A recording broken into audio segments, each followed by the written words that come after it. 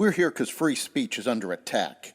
We're here because people are being convinced that socialism works. We're here because people are being judged guilty until proven innocent. We are fighting back with facts. This is not a safe zone, so buckle up, Buttercup. This is the raw, naked truth.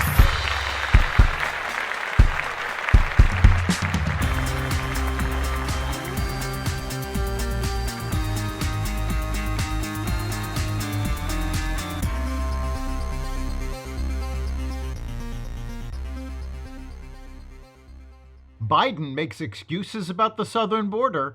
Israel works towards a hostage deal and more. Welcome to the Raw Naked Truth. I'm your host, Eric Lupkin, and here's the news you need to know.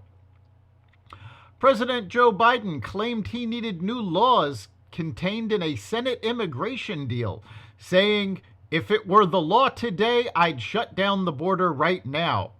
In fact, no new laws are necessary, and the Biden administration has refused to enforce existing laws, including restricting immigrants from coming in anywhere but an official checkpoint.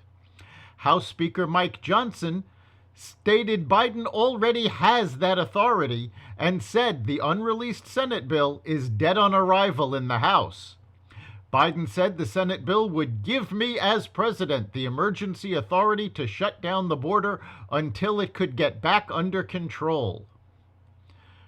Johnson tweeted, "Any border shutdown authority that allows even one illegal crossing is a non-starter.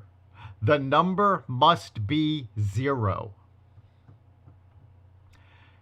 Israel's war cabinet met again to discuss a potential hostage deal emerging from a four-way meeting between the U.S., Israel, Qatar, and Egypt that took place in Paris this weekend. An Israeli official said there is still a long road ahead.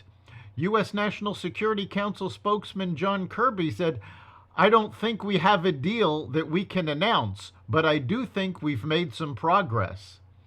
Meanwhile, the International Court of Justice on Friday declined to order Israel to cease its defensive military operation against the Hamas terror group.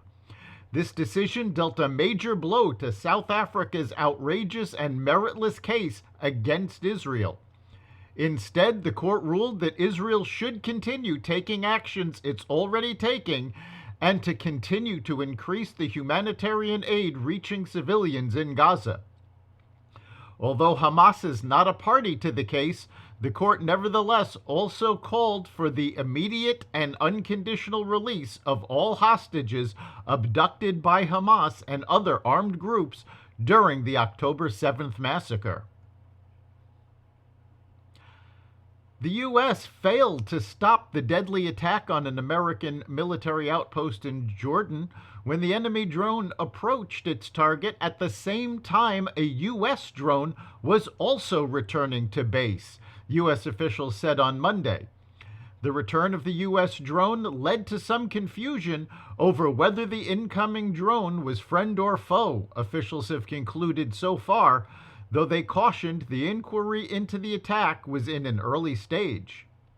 The enemy drone was launched from Iraq by a militia backed by Tehran and struck the outpost's living quarters, U.S. officials said.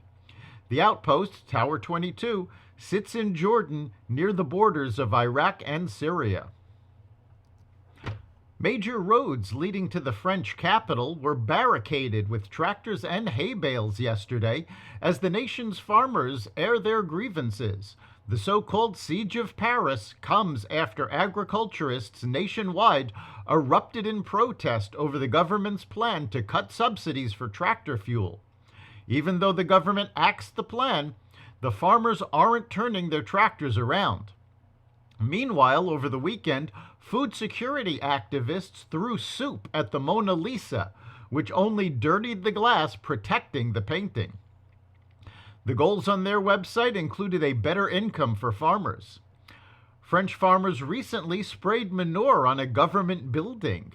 The farmers say the move on Paris is meant to make officials address a host of economic hardships plaguing their industry and to remind urbanites where the ingredients for their baguettes come from.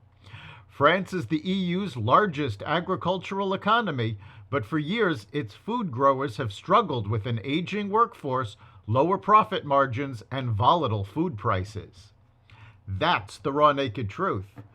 You can catch every episode of The Raw Naked Truth at xvadio.com, the Apple Podcasts app, Google Podcasts, Spotify, iHeartRadio, Audible, Amazon Music, and other platforms that respect freedom of speech. We'll see you next time.